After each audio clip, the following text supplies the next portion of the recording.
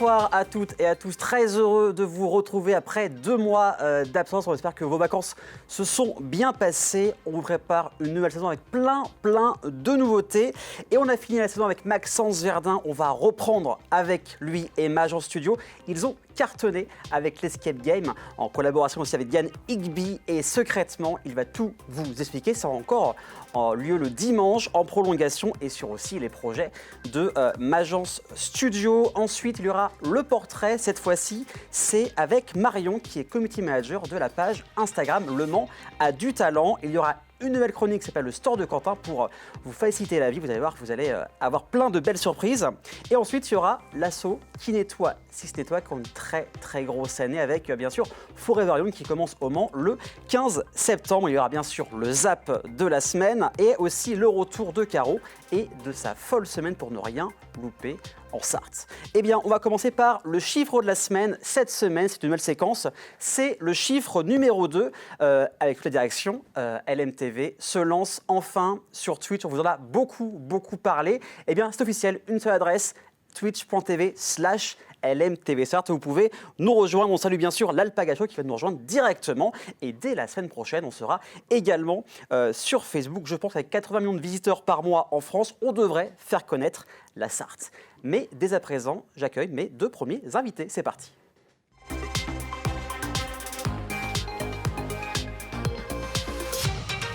Et pour commencer, on va parler de l'Escape Game La Sirène avec Maxence et Yannick. Bonsoir messieurs. Bonsoir Aurélien. Comment ça va? Tu es tout rouge. Maxence, tu es tout rouge en mode... Ça se voit tant que ça? Un petit peu avec la Casa des Papel. Et salut Yannick, bienvenue. Bonjour Aurélien, mais merci pour l'accueil. Avec plaisir. Donc toi, tu es le community manager de l'Escape Game La Sirène. Donc on le rappelle, l'Escape Game, c'est qu'on a une petite heure pour résoudre des énigmes et s'en aller d'une pièce ou d'un bâtiment. C'est ça. Alors nous, toute la différence, c'est qu'on ne va pas sortir de cette pièce.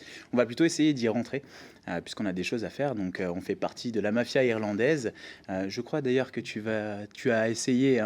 J'ai eu la chance d'essayer. Tu m'avais invité pour que je puisse essayer cette affaire. Et du coup, à la base, c'était éphémère, donc avec Secrètement, en juillet et en août. Ça a commencé timidement au mois de juillet.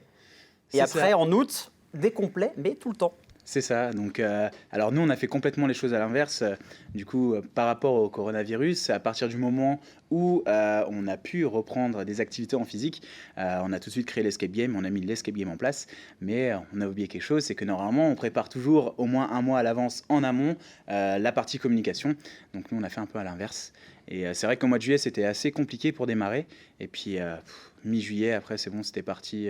Et qu'est-ce qui a permis, en fait, cette évolution? Parce que passer limite d'une réservation par jour à du complet tout le temps, c'est les réseaux. Instagram t'a aidé, donc Yannick t'a aidé à faire tout ça, c'est ça? C'est ça, donc on a une bonne partie de Yannick, avec les réseaux où il a beaucoup partagé, fait beaucoup de stories, beaucoup de vidéos.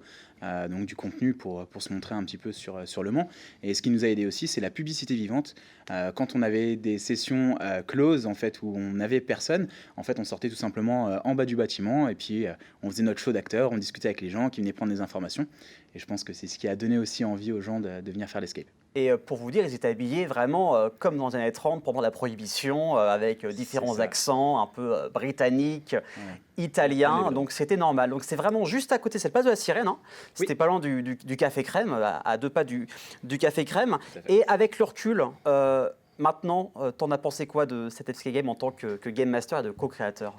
On s'est vraiment éclaté. Ouais. C'est ce qu'on aime faire, hein. Voilà, vraiment de la création pure et simple.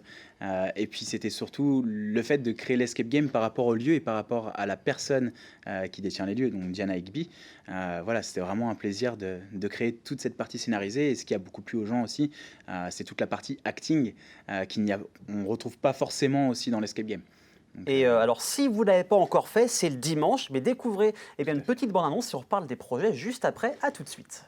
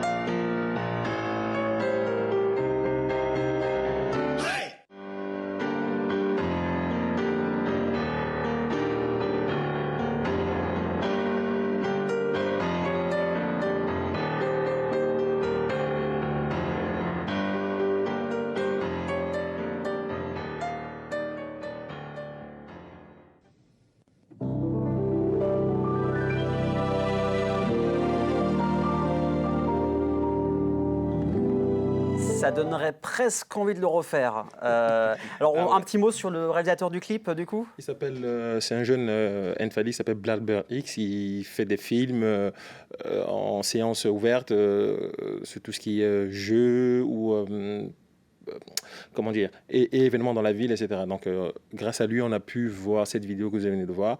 Et moi, derrière, en backup, je mettais en fait en valeur ça sur les réseaux sociaux pour que les gens puissent voir ce qui se passe. Bien En fait, sûr. c'était une idée de comment se passe l'escape game, etc., le jeu, pour expliquer aux gens, aux personnes retardataires, on va dire, qui n'ont pas pu le faire. Et puis le décor aussi, on rappelle, ça appartient à Diana, hein, le local. Tout à fait. C'est un très beau local, très ancien et Oui. mis en avant. Enfin, c'était vraiment, on se sentait vraiment à l'époque des années 30. Et la rencontre entre Yannick, Maxence, ça s'est passé comment? Alors à la rencontre, petite anecdote, hein, en fait, la copine de Yannick est une amie de ma mère. Ok. Et il s'avère qu'il s'occupait un peu des réseaux sociaux. Donc j'ai fait un peu du forcing pour essayer de l'avoir au téléphone. On a commencé à discuter. Au début, il m'a juste donné les conseils. Je lui ai dit, écoute, voilà, chacun son métier. Je pense que nous, on a nos capacités à créer des événements et à faire les événements. Mais sur tout ce qui est partie communication, on a besoin d'une personne qui sache le faire, en fait. Et du coup, c'est pour ça que... Donc, comme il t'a dit, je me suis greffé à l'événement à la mi-juillet. Je venais de terminer un premier contrat de travail que j'avais précédent. Et comme la communication, c'est un peu un lobby en fait. Je suis un passionné de com, autodidacte en fait, tout ce qui est réseaux sociaux, j'aime ça. Et en fait, je me suis greffé au projet. Au départ, je ne savais pas ce qu'il en était. Et tout de suite, j'ai tout de suite vu l'opportunité, l'avantage qu'il y avait de faire ça. C'est un jeu, c'est événementiel, c'est court. Et il faut être percutant, aller tout de suite d'oser envoyer la sauce, on va dire, et être percutant sur les réseaux. Donc mon idée, c'est de donner de la visibilité au jeu. D'accord. En gros, en fait, tout centré sur le jeu et les acteurs, les Game Masters, IC3. L'idée, c'est de faire vivre autour de ça et de le montrer auprès du grand public aussi. Parce que l'idée, c'est qu'on a les médias mainstream comme le tien et la presse locale, etc. Journaux, C'est ça. Comme tout le monde ne lit pas la presse ou ne regarde pas, j'espère qu'ils vont nous regarder ce soir. Bien sûr, ils nous regardent également sur ça. Twitch. Hein. C'est ça. Et l'idée, c'était aussi d'aller taper sur les réseaux sociaux où il y a une jeunesse... la cible entre 20, 35, 50 ans, aller cibler ces gens-là, créer une communauté autour, alimenter régulièrement, donner de la visibilité en story, en publication, en click to reserve aussi, permettre aux gens, plus les gens auront du contenu nouveau, plus ils auront envie de venir faire l'escape game. Et on a eu certaines personnes qui sont venues à l'escape game par aussi le biais des réseaux. Donc ça a grandement aidé. Hein, ça aussi aidé, les partages des personnes, ça a donné un petit coup de pouce, ça. un peu de la pub gratuite, ça aussi. Tout à fait. C'est ça. Et donc on pouvait trouver pas mal de stories, comme tu as dit. Les coulisses aussi du tournage avec le drone, j'avais aperçu sur les stories Instagram. Et en fait, toi, ça donne envie de lancer ta propre société. C'est ça. C'est vrai que ça fait un bout de temps, on me dit... en fait, au départ, je suis un autodidacte. C'est-à-dire que les réseaux, je le fais au fur et à mesure. À force de le faire, j'arrive à avoir certaines petites... une petite expérience, etc. Et j'ai pas une formation comme. Donc, c'est à force de faire. Comme j'ai toujours, entre guillemets, géré des comptes en mode gratuit, on va dire, pour aider des amis, des copains, des personnalités aussi ou des gens de la politique.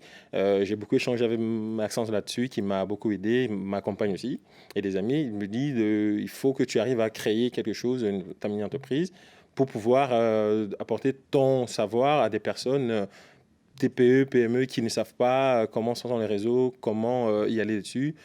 Dans un premier temps, le coup de boost, créer et être là au quotidien pour gérer auprès d'eux. Donc j'ai créé dans ma boîte Yannick Lec, que j'apporte tout ce qui est communication publique et relations publiques et communication digitale. C'est-à-dire, l'idée, par exemple, avec Maxence, c'est quand ils ont créé leur entreprise, c'est de leur expliquer comment aller vers les gens. Tout ce qui était des flyers, tout ce qui était la possibilité derrière aussi de faire une espèce de campagne d'affichage dans la ville pour que les gens puissent s'approprier la marque Escape la Sirène au fur et à mesure. Donc, je peux faire ce conseil-là et aussi le conseil purement réseaux sociaux, créer des comptes, gérer, etc. De toute façon, il y a tous les réseaux qui sont affichés, comme ça les gens peuvent te retrouver. Alors, l'été est quasiment fini, l'escape game est quasiment fini, mais qu'est-ce qui va se passer avec Major Studio? Donc, c'est ton agence. Alors, c'est à la fois du virtuel, mais du présentiel. Pas que, voilà, Magent Studio, en fait, c'est vraiment de la création de concepts. Moi, ce que j'aime, c'est créer, comme ce que j'avais fait avec Banal Event pour Oui. Techno 6. C'est vraiment créer. Donc du c'est l'escape contenu. game en visio, qui était C'est créé ça. lors du confinement. Tout on à fait. rappelle. Et du coup, on a fait la même chose avec Magence. Bon, malheureusement, au moment où on allait sortir à notre plateforme, eh bien, on a été déconfiné, mais c'est pas grave, ça restera toujours dans les mœurs. Mais on voulait créer quelque chose en physique. Au fur et à mesure, on a eu d'autres contacts. Donc là, par exemple, on est en train de travailler sur la JMT, qui est D'accord. la journée mondiale de la traduction. Il faut savoir que chaque jour, on est entouré par la traduction, et on s'en aperçoit pas forcément. Et si c'était mal traduit, eh ben, on aurait quelques soucis. Donc, du coup, on travaille sur cette journée. Alors là, on doit expliquer par un jeu, en mode un peu circuit, escape game, les métiers de la traduction. Donc, c'était assez sympa en fait à créer. Donc, autour d'un personnage qui s'appelle Minos, sans dévoiler trop de choses, qui parle une langue étrangère que personne ne comprend. On va être aidé par des traducteurs pour pouvoir le comprendre. Donc apprendre et mieux connaître un métier en se divertissant avec C'est un ça. côté très ludique finalement. Un côté très ludique, puisque du coup, en fait, je vais utiliser une super application qui s'appelle Caviar, où en fait, on a une affiche et en mettant l'application sur son téléphone portable et lorsqu'on va passer le téléphone devant, eh bien, on va voir l'affiche s'animer. On peut aller sur des sites internet, voir des Un peu vidéos. comme Harry Potter. Dans Harry Potter, quand il y a les tableaux qui s'animent, c'est un peu le même Ouais, concept c'est ça. finalement. Et c'est vraiment une super application. Et je pense que je l'utiliserai sur d'autres escapes. Eh bien, à suivre, hein, tu es présent quasiment partout, Instagram, LinkedIn, Facebook, pour ne rien rater, et aussi d'autres réseaux, ou c'est tout? Twitch, on n'est pas encore Pas avec encore sur Magence, Twitch. mais ouais, ça peut venir, hein, on sait jamais. En tout cas, sur Twitch, il y a l'Alpaga Show qui dit que l'ambiance va être au top pour l'escape game. Venez nous rejoindre, on est sur twitch.tv/LMTVSart. Mais juste pour finir, tu fais aussi de la musique. Tout à fait. Et bah d'ailleurs, tu sauras un titre la semaine prochaine, c'est le 14 septembre. Écoutez, ça a l'air pas mal. Alors, celui-là est déjà sorti. Il est déjà sorti celui-là. Celui-là est déjà sorti. Et donc ça parle de quoi ce prochain? C'est le 14 septembre sur C'est ça. Apple Music, sur YouTube et sur Deezer. Deezer, Spotify, Tout- Napster, toutes les plateformes de streaming, Amazon. Donc voilà, on tape La Patte Noire, hein, c'est ton nom de scène. C'est ça, tout à fait. Pourquoi La Patte Noire? Alors la pâte noire, parce que j'ai un problème génétique. En gros, j'ai des bas de contention à vie et quand je me promène en short, j'ai une jambe qui est noire et l'autre qui est normale. D'accord. Et à chaque fois, mais pourquoi t'as la jambe noire? Donc du coup, c'est parti là-dessus. Et la pâte, c'est aussi apporter sa touche personnelle. Donc un petit jeu de mots. En tout cas, C'est merci ça. à vous deux, messieurs. On espère que du Merci bon à pour toi. la suite de Maintenant Studio, aussi pour toi en tant que community manager. Restez avec nous et également sur Twitch. Dans un petit instant, on va découvrir des talents Manceau avec Manon qui s'occupe de la page Instagram. Le Mans a eu talent et prenez note parce que Quentin va faire sa première chronique avec les applis à ne pas louper dans un instant sur LMTV Sart. A tout de suite.